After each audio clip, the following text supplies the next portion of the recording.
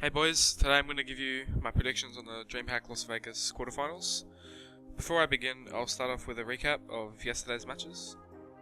First match, North vs Optic, very easy for North, just like I expected. Not much to say here, but North's a much better team, they just played much better, and it's a very obvious win.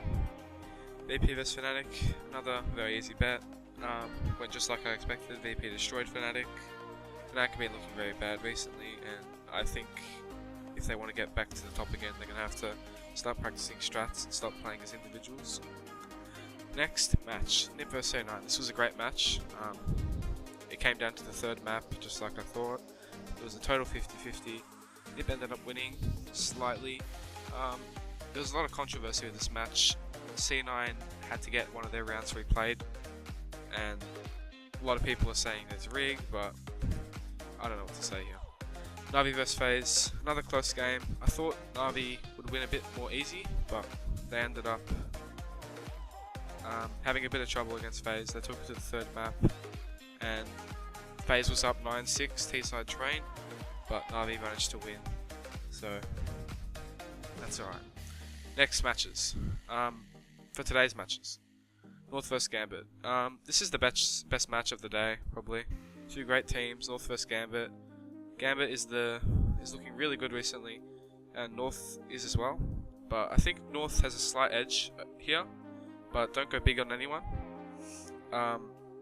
North have a deeper map pool than Gambit, and they have much better players overall than Gambit does. If their players are playing well, then I feel like North has this game in the bag.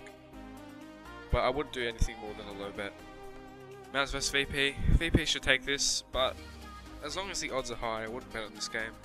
Mouse can win this match if they are on fire, but it is pretty unlikely because individual players can't really carry 3 maps or 2 maps, usually just 1.